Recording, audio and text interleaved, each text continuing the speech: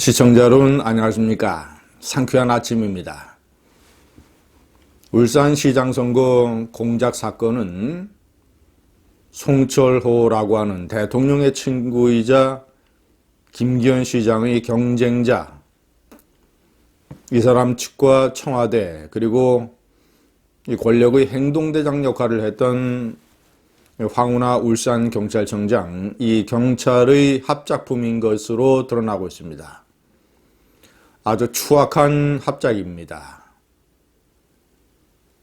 앞으로 진실이 밝혀지면 더 윗선이 얼마나 개입이 됐는가, 이것도 아마 충격적인 모습으로 등장할지 모릅니다. 송철호는 얼마나 알고 있었는가, 얼마나 개입했는가, 백원누는 진작 언제부터 알고 있었는가, 윗선 조국, 임종석, 문재인 얼마나 알았는가?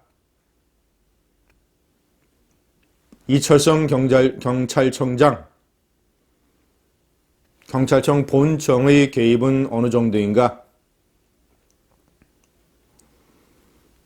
제가 새로 드러난 이 인물, 제보자라고 하는 송병기, 자, 그리고 그 제보를 핸드폰, SNS 문자, 메시지로 받아서 전문적인 문건으로 편집을 한 청와대의 검찰 수사관 출신 문 행정관,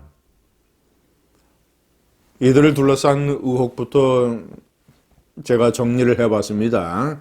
이 첫 번째, 제보자라고 등장한 인물 송병기는 희대의 배신자가 되고 있습니다. 이 사건의 충격적인 일면이기도 합니다. 자, 그는 울산시의 교통 전문직으로 들어가서 처음에 5급으로 들어갔습니다. 그리고 김기현 시장 밑에서 3급까지 승진을 해서 일을 했습니다. 울산시 교통건설국장. 자, 그런데 이 송철호 변호사와 알게 됐다고 합니다. 송철호는 이 KTX 울산역 유치 활동을 자신의 주요한 지역 활동으로 꼽았었는데, 이 활동을 하는 과정에서 울산시 교통건설국장과 자연스레 친해졌다는 것이지요. 자, 그런데 울산시의 교통건설국장을 하고 퇴직하고 울산발전연구원의 공공투자센터장으로 일했던 사람이, 김기현 시장 밑에서 일했던 사람이 송철호 캠프로 가서 김기현 시장을 가짜 사실로 모함하는 희대의 배신 행위를 저질렀습니다. 송철호 시장 후보 캠프의 정책실장, 최측근 아닙니까? 오른팔 아닙니까? 정책실장. 각종 송철호의 선거 공약을 만들고 발표하는 사람. 자, 그리고 결국 이 음모가 성공을 해서 송철호가 시장이 된 다음에는 시장 인수위원회 총괄 간사를 맡았습니다. 자, 그리고 울산시 경제부시장으로 승진 임명됐습니다. 그런데 송철호가 이 사람을 얼마나 봐주려고 했는가?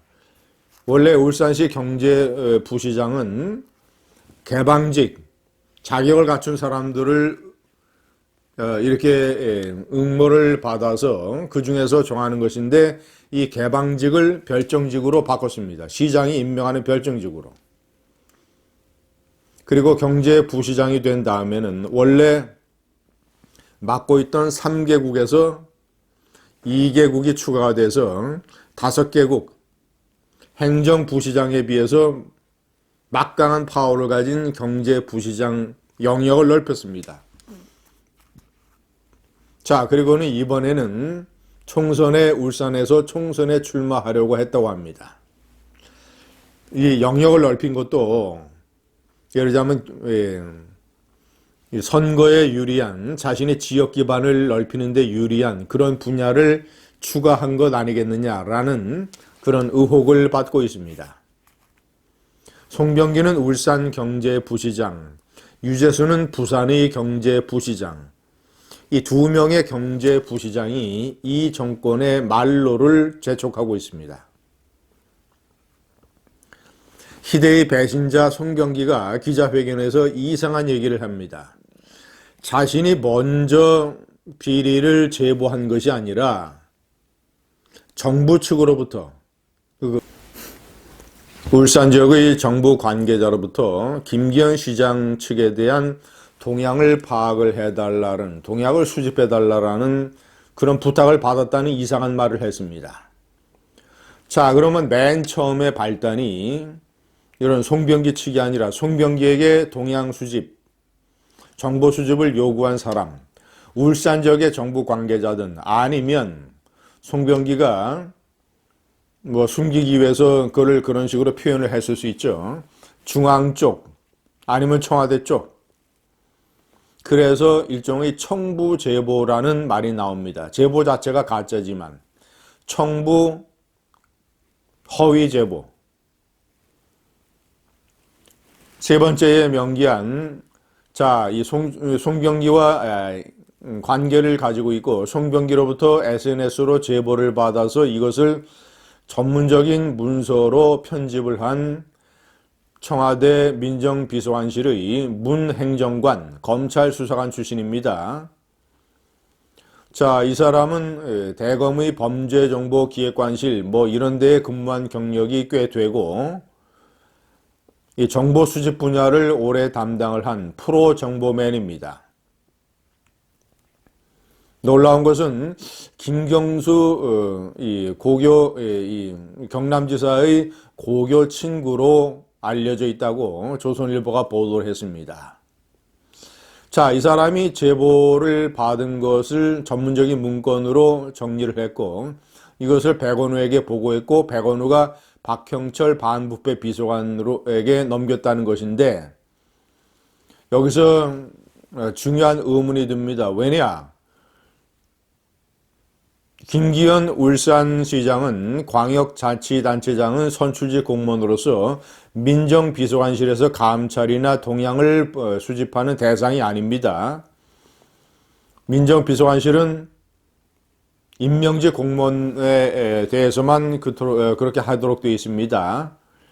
때문에 왜 그런 대상도 아닌데 그 사람에 대한 첩보를 송병기의 증언에 따르면 먼저 정부 측에서 수집을 하려고 했을까?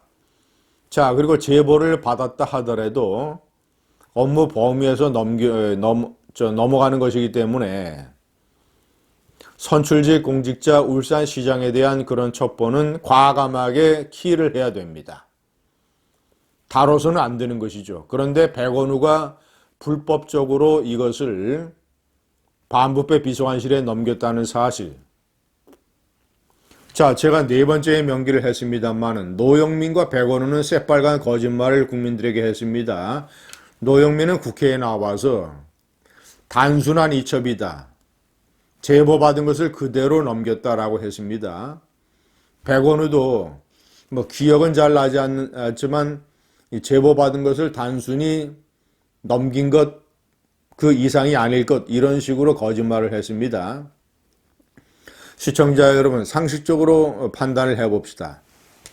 백원우 민정비서관이 울산시장이라고 하는 야당의 대표적인 광역자치단체장에 관한 첩보 문건이 기억이 안 나겠습니까? 수사 상황을 나중에 보고도 받았는데 기억이 안 나겠습니까? 대대적으로 압수수색이 전국에 요란하게 보도가 됐는데 기억이 안 나겠습니까? 자, 그러면 노영민 비서실장은 국회에서 답변을 할 때 제대로 청와대에서 조사도 안 하고 답변을 했다는 것입니까? 어제 노민정 청와대 대변인의 발표는 청와대 내에서 자체적으로 조사한 결과라는 것입니다. 그런데 세상이 뒤집어지고 국민의 분노가 하늘을 찌르는데 며칠 전에서야 조사를 했다는 겁니까? 사전에 알고 있으면서 노영민이 국민에게 거짓말을 했다. 시청자 여러분, 백원우 뿐이겠습니까? 임종석 비서실장, 문재인의 친구 송철호, 이들에 대한 추악한 이 의혹이 낱낱이 밝혀지면 충격적인 결과가 나올지 모릅니다. 감사합니다.